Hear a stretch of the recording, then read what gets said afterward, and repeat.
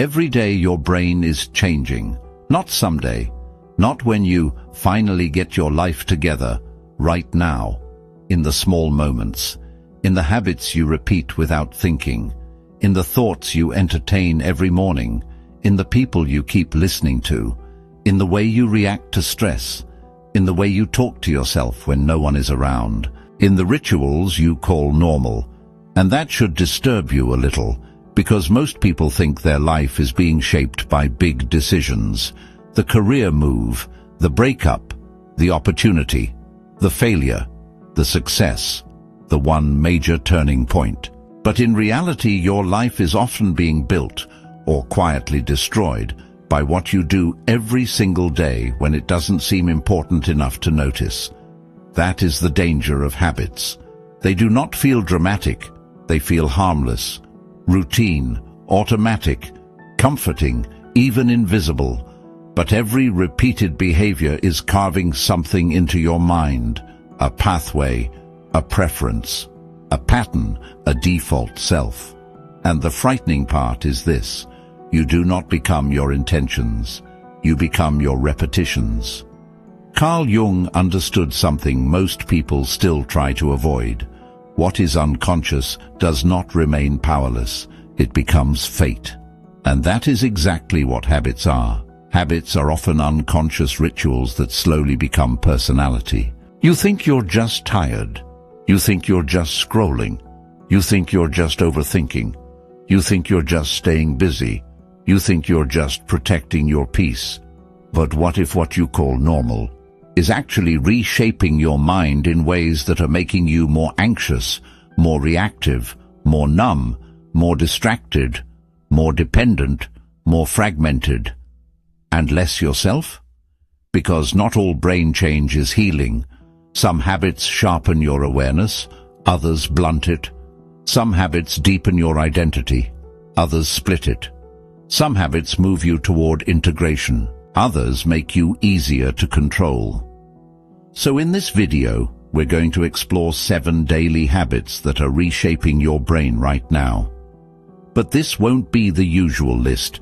This is not just about productivity, not just about discipline, not just about waking up early and drinking water. This is deeper. This is about the psychological rituals that are quietly rewiring your mind, your emotional patterns, your identity, and your relationship with reality itself.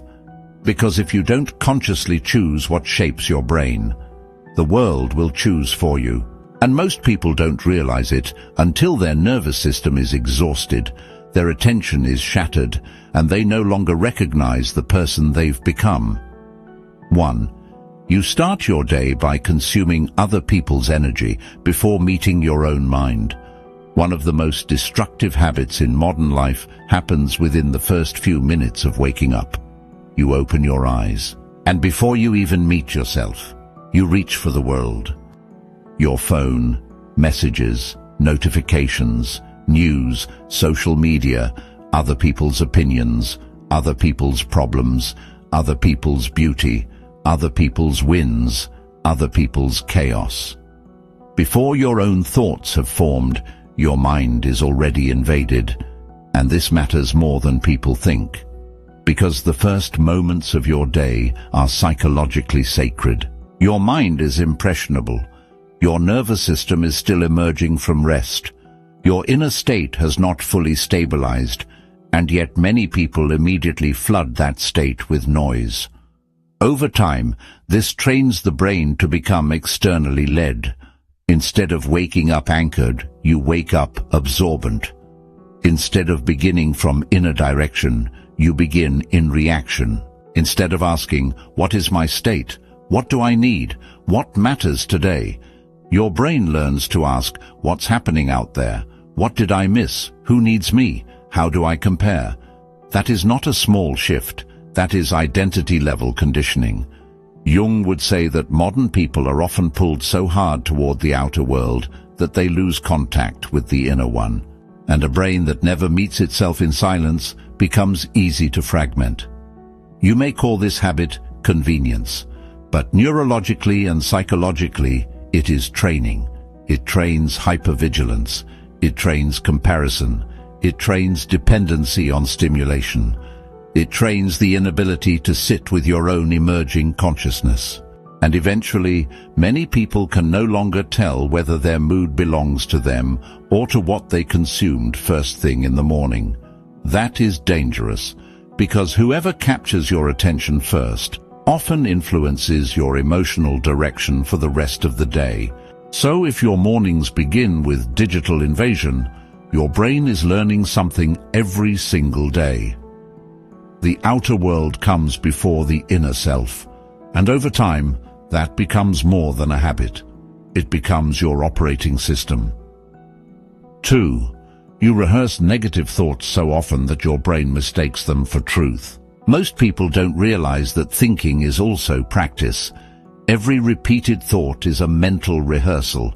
If you repeatedly think, "I'm behind," "I always mess things up," "Nothing works for me," "They probably don't like me," "I'm not enough," "I'll never change," "I'm too damaged," your brain does not just hear these thoughts, it adapts to them. It becomes more efficient at returning to them, more familiar with them, more emotionally fluent in them, and after enough repetition, what began as a passing fear becomes a default lens. That is how the mind gets programmed, not only by what happens to you, but by what you keep saying internally after it happens. This is why some people are not merely having negative thoughts. They are living inside a daily ritual of self-conditioning, and the brain loves efficiency. If you feed it the same emotional pathways every day, it will strengthen them. It will make those pathways easier to access, more automatic, more believable. Soon, pessimism feels realistic. Anxiety feels like intuition. Self-criticism feels like honesty. Hopelessness feels like maturity. But often it is just repetition gaining authority. Jung understood that whatever remains unexamined in the psyche starts speaking through mood, projection, and internal narrative. So when you constantly rehearse fear-based thinking, you're not just damaging confidence, you are building a psychic environment in which your shadow, your wounds, and your old conditioning become the loudest voices in the room. And because they've been repeated so often, they start sounding like you. That is the real danger. Not every voice in your head is truth. Some are echoes, some are inherited, some are protective distortions from an earlier version of you, some are pain memorized into language. But the brain does not automatically separate useful thought from destructive repetition. That is your responsibility. So if every day you wake up and rehearse your own insufficiency, understand what's happening.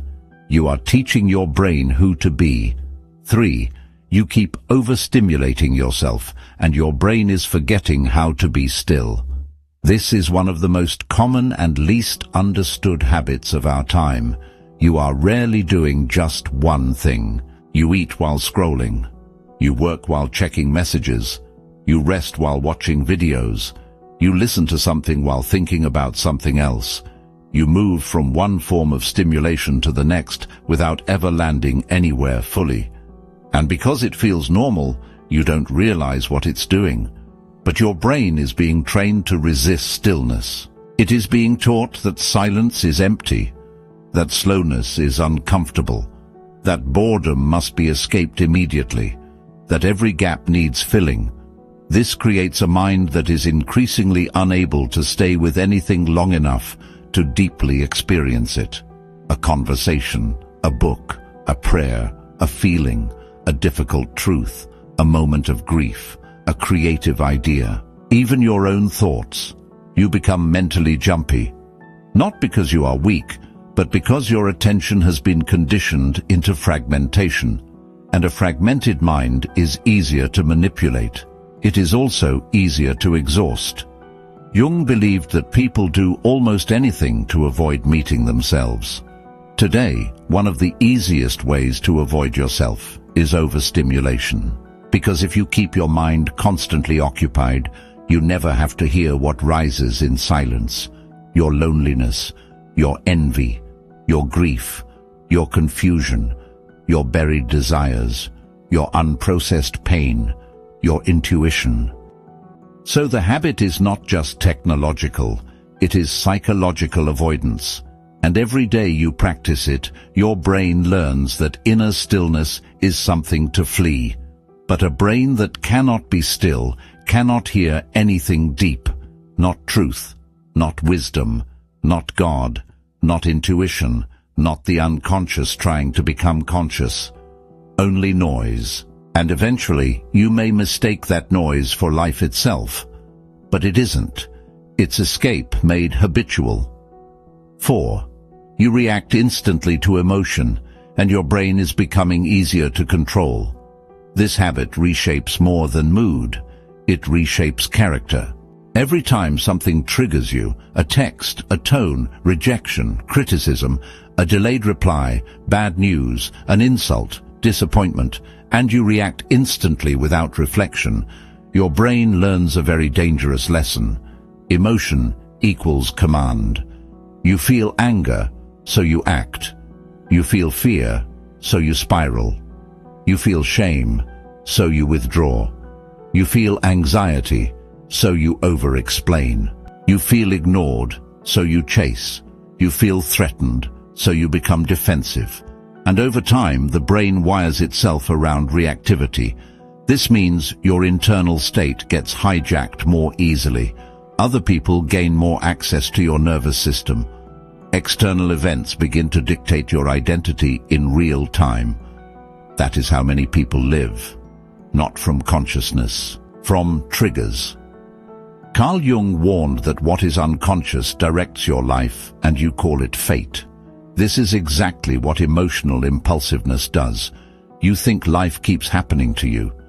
But often what is really happening is that old wounds keep getting activated, and your brain keeps choosing the same pathways because they are familiar. The more you repeat instant reaction, the less space there is between feeling and action.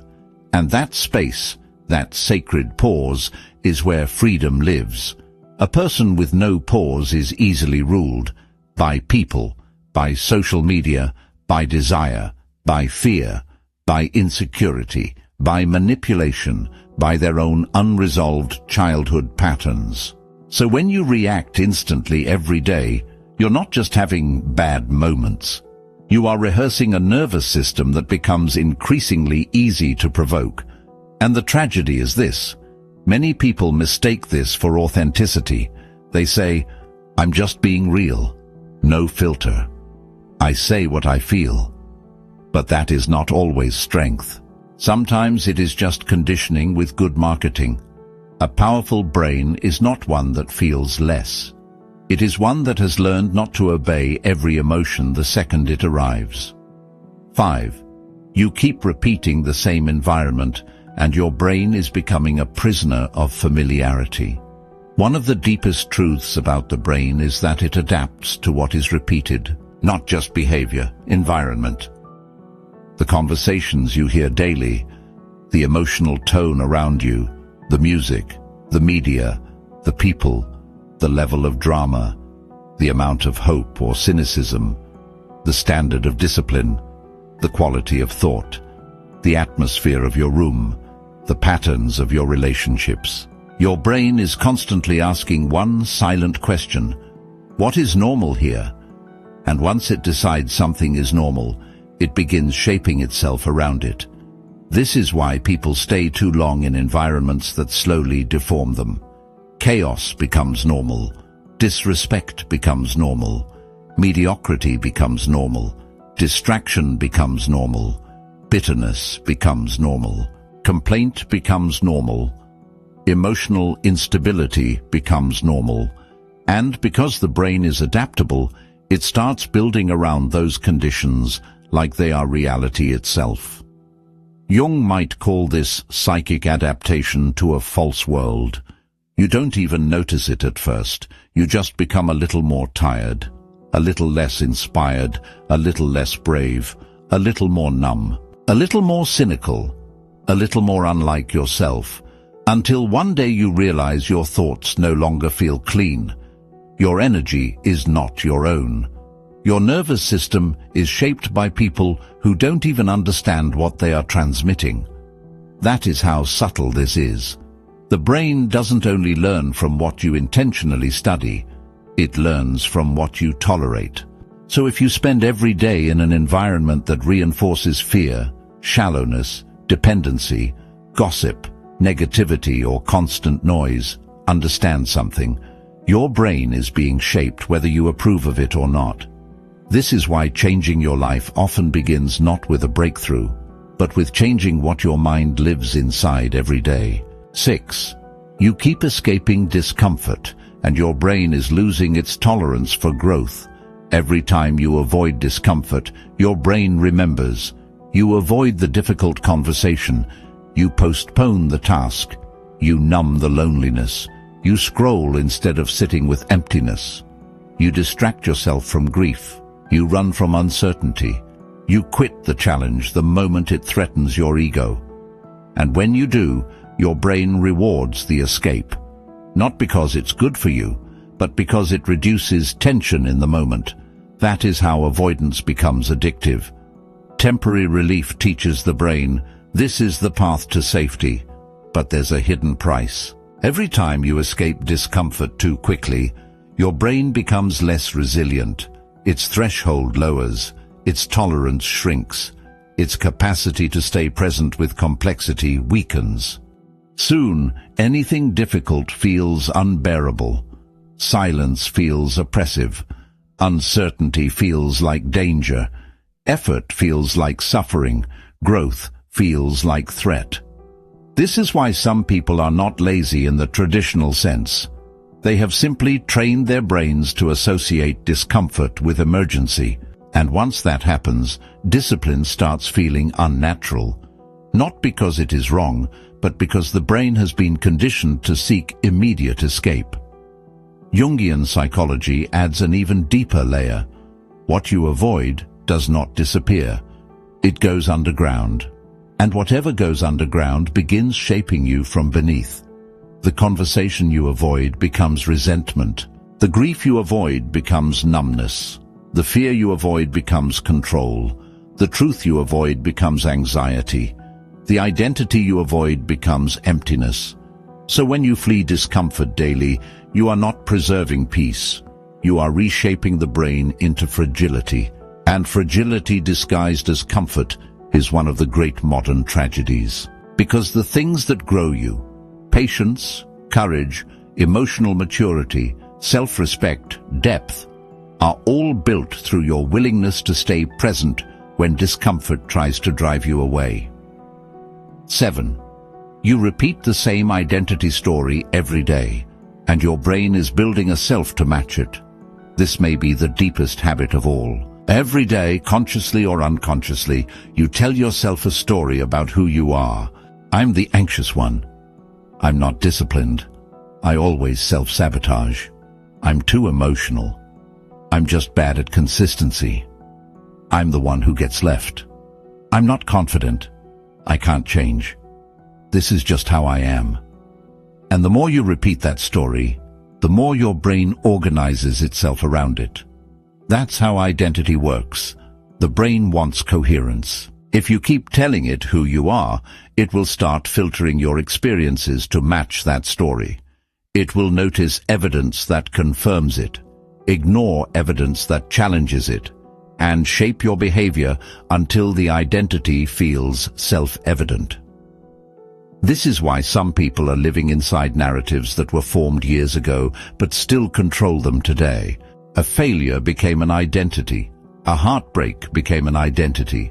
A family role became an identity. A wound became an identity.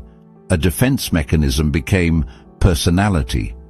Jung would say that much of transformation requires dying to the false self, the outdated psychological structure that once protected you but now imprisons you. And that is exactly why changing habits is so difficult, because habits are not only behaviors, they are often acts of loyalty to an old identity. If you see yourself as chaotic, you will unconsciously maintain chaos. If you see yourself as unworthy, you will keep practicing choices that confirm it. If you see yourself as powerless, your brain will search for proof.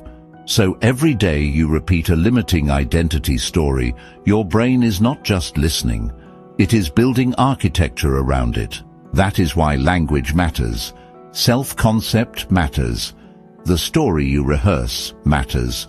You are not merely describing yourself, you are instructing your nervous system.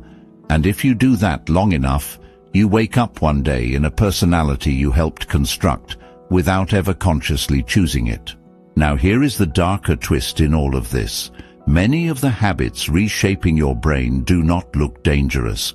That's why they survive. They look ordinary, they look modern, they look socially accepted, they look like coping, they look like entertainment, they look like just who you are. But the unconscious does not care whether a habit looks normal. If it is repeated, it leaves a mark. That is the Jungian warning beneath this entire conversation. Your daily rituals are not neutral. They are either making you more conscious, or more mechanical, more integrated, or more fragmented, more rooted in your real self, or more possessed by conditioning, because the brain changes according to what you repeatedly feed it. And the soul suffers when the mind is constantly shaped by forces it never chose. So the real question is not simply, what habits do I have? The real question is, what kind of person is my brain being trained to become? That question changes everything, because when you ask it honestly, some habits stop looking harmless. They start looking like slow identity theft. So if you wake up and immediately consume the world before meeting yourself, if you rehearse negative thoughts until they sound like truth, if you overstimulate your mind until it forgets how to be still, if you react instantly to emotion, if you keep living in environments that normalize your fragmentation, if you escape discomfort daily, if you repeat old identity stories like they are permanent, then understand this: your brain is changing. Right now, not in theory, not later, not when life finally slows down. With every repetition, you are shaping the way you think, feel, focus, respond, attach, endure, and become. And that should not make you hopeless. It should make you conscious. Because the same brain that has been shaped by unconscious habits can also be reshaped by deliberate ones. That is the good news. You are not trapped, but you are being trained. The question is, by what? By noise or by reflection? By compulsion or by intention? By fear or by awareness? By escape or by truth? By a false identity or by a deeper self waiting to emerge? Maybe the life you want is not being blocked by one huge flaw. Maybe it is being quietly redirected by 7 small rituals repeated every day. And maybe your healing will not begin with one dramatic breakthrough. Maybe it begins the moment you stop calling destructive patterns normal.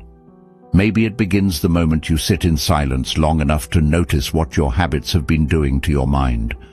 Because once you become conscious of what is shaping your brain, you stop living accidentally. You stop letting the world script your nervous system. You stop rehearsing your own fragmentation. You stop feeding identities that no longer deserve your loyalty. And little by little, day by day, thought by thought, habit by habit, you begin to rebuild a mind that can actually hold the life your soul is asking for. That is the deeper truth. Your habits are not just shaping your days, they are shaping your destiny. Comment below, "My habits are shaping my mind." Subscribe for more psychology, Carl Jung, shadow work, self-mastery, emotional intelligence, and deep mental transformation.